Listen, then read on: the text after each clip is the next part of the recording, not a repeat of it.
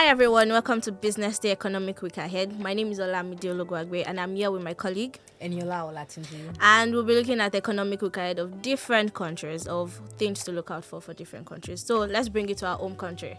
Nigeria will have their MPC meeting today. Eniola, what do you think of that? Well, the MPC meeting will be holding today and tomorrow in Abuja. The MPC meeting is the Monetary Policy Committee meeting where they decide the MPR, which is the monetary policy rates. Tomorrow, the MPC will decide if it's going to increase or decrease or hold its rates. But speculations in the market says that there will be a cautionary increase in the monetary policy rates. There's a forecast of about 225 basis points increase to 25% from the 22.75% it was in February.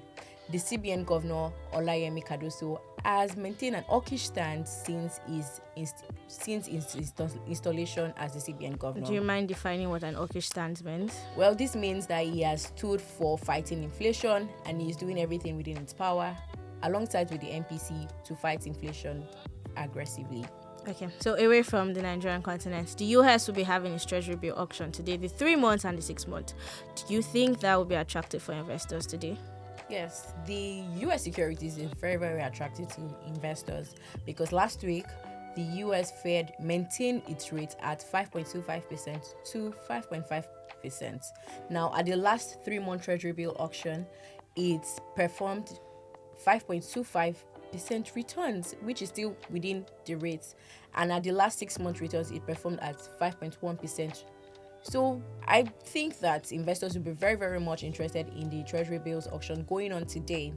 So let's bring it back to the African continent. South Africa will make a very big decision on its interest rate, and of course we've seen their currency do slightly well. Do you think that there will be an increase in interest rate by Wednesday? Well, a poll by Reuters of 23 economists, all of them voted that the South African central bank would hold its rate at 8.25%.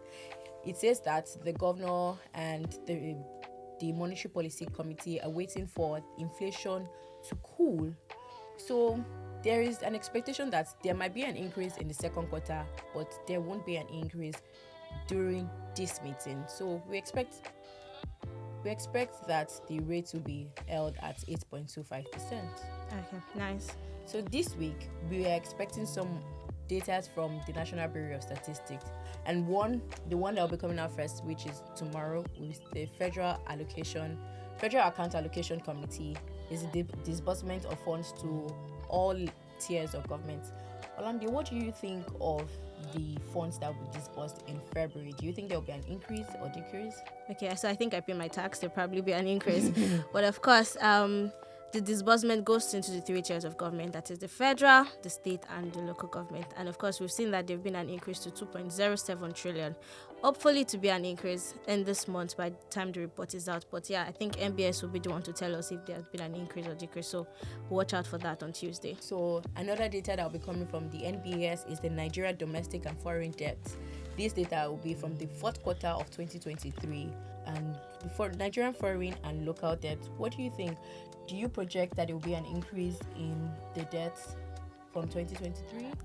Okay, so ever since this new government President Tinubu administration came in, they have sort of said that there will be no borrowings, which obviously has reflected in the 3rd quarter, where the external debts had an increase of 0.61%, very marginal, to $114 billion. So I think that once the report is out, we'll tell if they are probably increased their borrowings or not. But I don't think that there will be an increase in borrowing since they are trying to maintain that stand. And of course, we saw that Lagos State was the highest state, was the state with the highest debt, and Jigawa was the lowest state. So by the time the report is out on Thursday, I think, we'll get to know the correct figures by then. And on the next data to look forward to is the Nigeria Labour Force Survey report, which will be out on the 29th of March. This data reports on the unemployment rate of Nigeria. On the last report, Nigeria had an unemployment rate of 5.0%, which is higher than the 4.2% last reported. Lamide, what do you think? Is this a thing of concern from 4.2% to 5.0%? My love, Are please we can I? expecting another? My love, please can I submit my CV?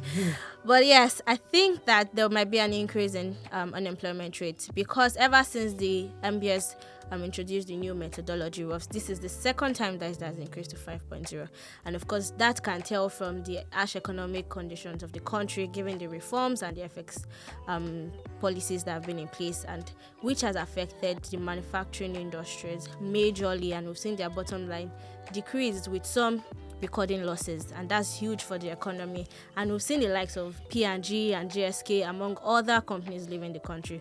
Please, where are these people going to be? And the manufacturing sector is the biggest employer of labor, so I think that there will still be an increase in unemployment. But of course, if there is a stable increase in our inflation rate, FX, and the businesses can balance, I think that that is when we can see a decrease in inflation rate. But till then, please do well to let me know if you have another job for me.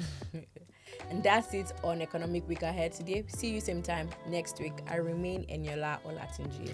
And my name is Olamide Olugwagbe. Please do well to follow us on all social media, businessday.ng, on Facebook, Instagram, and on Twitter. See you next week.